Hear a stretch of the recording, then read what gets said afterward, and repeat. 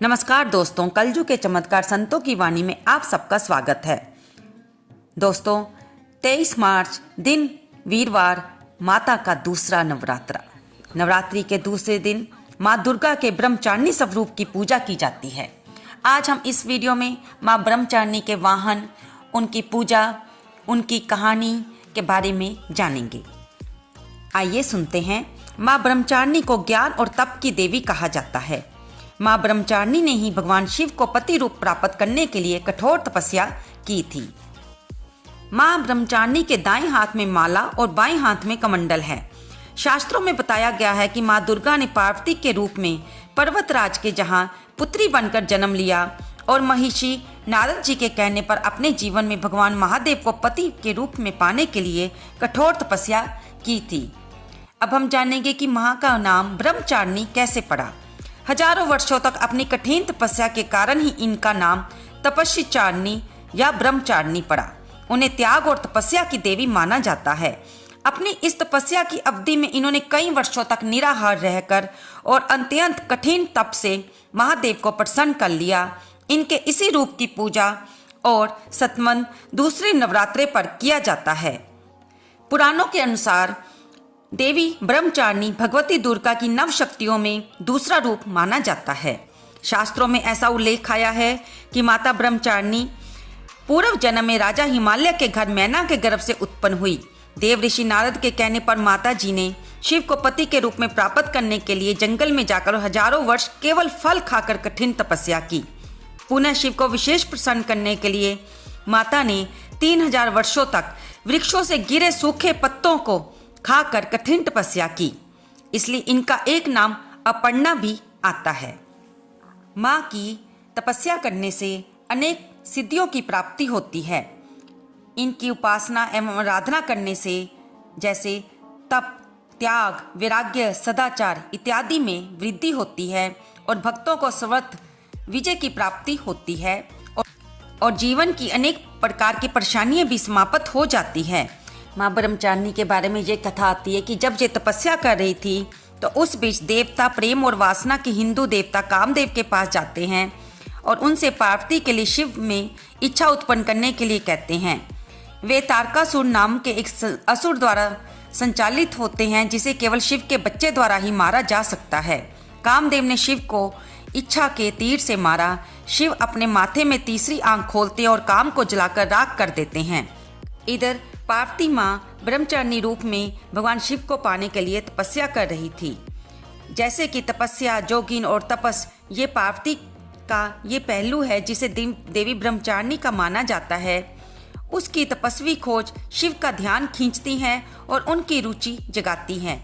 वह भेष बदलकर उनसे मिलते हैं और शिव की कमजोरियों और व्यक्तित्व की समस्याओं को गिनाकर उन्हें दूर करने की कोशिश करते हैं। तो पार्वती माँ उन्हें सुनने से इनकार कर देती हैं और अपने संकल्प पर जोर देती हैं। भगवान शिव उनके पास सप्तऋषियों को भी भेजते हैं ताकि माँ पार्वती उनको पाने की इच्छा का त्याग कर दे, लेकिन माँ पार्वती अपने संकल्प पर दृढ़ रहती हैं। इसी दौरान प्रकंडसुर नाम का राक्षस अपने लाख असुरों के साथ पार्वती माँ पर हमला करता है। पार्वती माँ अपने तप में लीन होती हैं और खुद का बचाव करने में असमर्थ हैं। पार्वती माँ को असहाय देकर देवी लक्ष्मी और सरस्वती हस्तक्षेप करती हैं, लेकिन राक्षसों की संख्या अधिक है। कई दिनों की लड़ाई के बाद पार्वती जी के पास का कमंडल गिर जाता है और परिणाम स्वरूप बाढ़ में सभी राक्षस बह जाते हैं।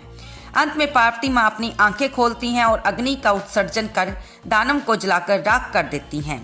भगवान शिव को छोड़कर ब्रह्मांड में हर कोई देवी पार्वती द्वारा किए गए तप से प्रभावित है। शिव अंत में ब्रह्मचारी के वेश में पार्वती के पास जाते हैं। फिर वे पार्वती को पहेलियां देकर उनकी परीक्षा लेते हैं, जिसका वह सभी सही उत्तर देती हैं। पार्वती माँ की बुद्धि और सुंदरता की प्रशंसा करने के बाद ब्रह्मचारी बने भगवान शिव उनके साथ विवाह के प्रस्ताव को मान जाते हैं और अपने असली रूप में प्रकट होते हैं और उनके तप को समाप्त करते हैं। पूरे तपस के दौरान माँ पार्वती केवल बेलपत्री और नदी के पानी से ही खुद को खिला रही थी। माँ ब्रह्मचारिणी देवी की कृपा से साधक को सर्वत्र सिद्धि और विजय की प्राप्ति होती है। दुर्गा पूजा के दूसरे दिन इन्हीं की पूजा की जाती है। इस दिन साधक का मन स्वादिष्ठान चक्र में स्थित होता है और अवस्थित अमन वाला जोगी उनकी कृपा और भक्ति प्राप्त करता है। इस दिन ऐसी कन्याओं का पूजन किया जाता है जिनका विवाह तय हो गया हो लेकिन अभी तक शादी ना हो गई हो। इन्हें अपने घर बुलाकर पूजन के पश्चात भोजन कराकर वस्त्र पात्र आदि भेंट किए जाते हैं। माँ ब्रह्मचारिणी की उपासना करते समय माँ के पवित्र मंत्र का जाप करना चाहिए। या देवी सर्वभूतेषु माँ ब्रह्मचारिणी रूपेण संस्थिता नमस्तस्य नमस्तस्य नमस्तस्य नमो नमः। हे माँ सर्वत्र विराजमान और ब्रह्मचारिणी के रूप में प्रसिद्ध अम्बे, आपको मेरा बारंबार नमस्कार है। मैं आपको बारंबार प्रणाम करता हूँ। आइए अब जानते हैं माँ ब्रह्मचारिणी को कौन सा प्रसाद चढ़ाना चाहिए। माँ भगवती को नवरात्रे के दूसरे दिन चीनी का भोग लगाना चाहिए या शक्कर का भोग लगाना चाहिए। ब्राह्मण को भी दान में चीनी ही देनी चाहिए। ऐसा माना जाता है कि इस दिन ऐसा करने से मनुष्य दीर्घ आयु होता है और मनुष्य में तप, त्याग, सदाचार आदि की वृद्धि होती है। माँ को कमल का फूल बहुत प्रिय है। इस दिन माँ को फूल, अक्षत, कुमकुम, सिंदूर अर्पित करें। देवी को सफ़ेद और सुगंधित फूल चढ़ाएं। माँ को प्रसाद चढ़ाएं, आचमन करवाएं। प्रसाद के बाद पान सुपारी भेंट करें और अपनी जगह पर खड़े होकर 3 बार परिदक्षिणा करें। फिर माँ की दुर्गा स्तुति पढ़कर माँ की आरती करें और क्षमा प्रार्थना करें और फिर प्रसाद बांटकर सभी को दें और खुद भी खाएं। दोस्तों, माँ की आरती इस प्रकार है। जय अम्बे ब्रह्मचारिणी माता, जय चतुरानन प्रिय सुखदाता। ब्रह्मा जी के मन भाती हो, ज्ञान सभी को सिखलाती हो। ब्रह्म मंत्र है जाप तुम्हारा, जिसको जपे सकल संसारा। जय गायत्री वेद की माता, जो मन निस दिन तुम्हें ध्याता। कमी कोई रहने ना पाए, कोई भी दुख सहने ना पाए। उसकी वीरति रहे ठिकाने, जो तेरी महिमा को जाने।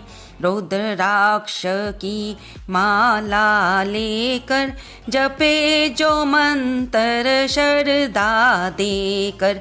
आलस छोड़ करे गुण गाना, माँ तुम उसको सुख पहुँचाना। ब्रह्मचारिणी तेरो नामा, पूरन करो मेरे सब कामा। भगत तेरे चरणों का पुजारी, रखना लाज मेरी मेहतारी।